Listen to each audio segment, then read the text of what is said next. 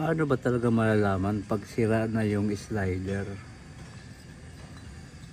Kung iyong mapapansin mga par, matigas pa yung mga slider ko. Pero kung pagbabasihan natin yung mga napapanood natin sa mga vlog, kapag inalog mo raw ganun at tumunog, ibig sabihin sira na raw yung slider. Pero kapapalit ko lang mga pare, tsaka matitigas pa yan, hindi yan naalog.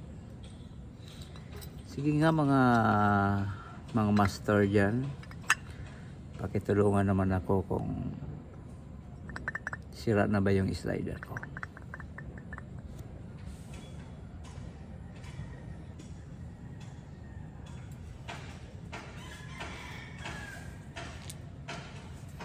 Ang ganda nitong panlinis ko yun. Linis na linis talaga ako.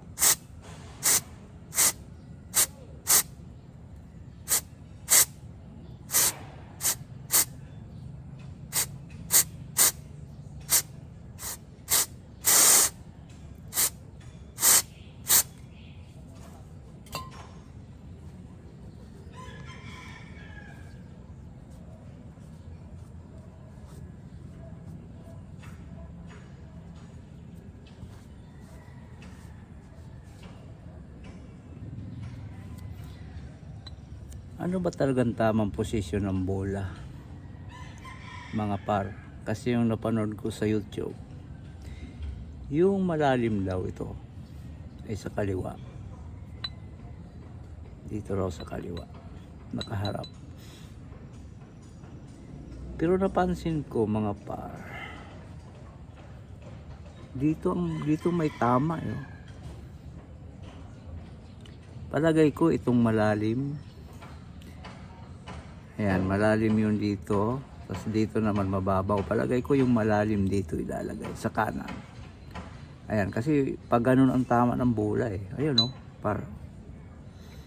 mayroon siyang parang may tama rito.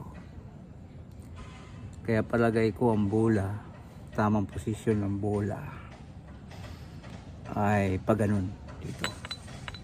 Kasi andito yung malalim. Ayan. Comment nga kayo mga pars kung tama itong ginawa ko. Ayan. At meron din akong tanong sa inyo mga par na mga master na dito, no. Ito ba talaga inilalagyan ng langis? Kasi pag nilagyan ko siya ng langis mga par, 2 linggo lang pagbukas ko sobrang dumi. At saka nagdadragging. Ngayon, subukan ko naman siya mga par na hindi siya lagyan ng langis. Comment nga kayo mga par kung tama yung aking ginawa. Ayan. Yung malalim pag ganito lagay ko. Ayan. Pag nakaharap sa inyo yung pulley, ay pakanan ang lagay ko kasi doon ang tama eh. Dati kasi pag ganun ang lagay ko,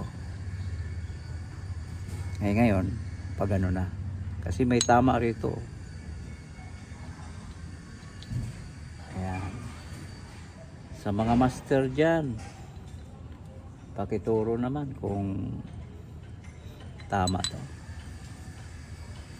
Ayan, hindi ko na nilagyan muna ng langis kasi nagdudumi. Ngayon, ito na lang lalagyan ko ng langis. Ito. Tsaka ito, butas. Okay? Mga par, comment naman dyan mga par kung tama itong ginagawa ko.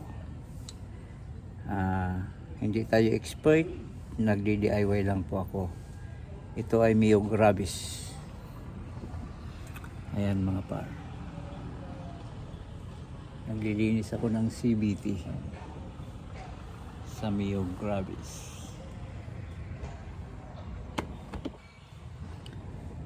So, paki-comment lang mga par kung tama itong aking ginawa. Salamat!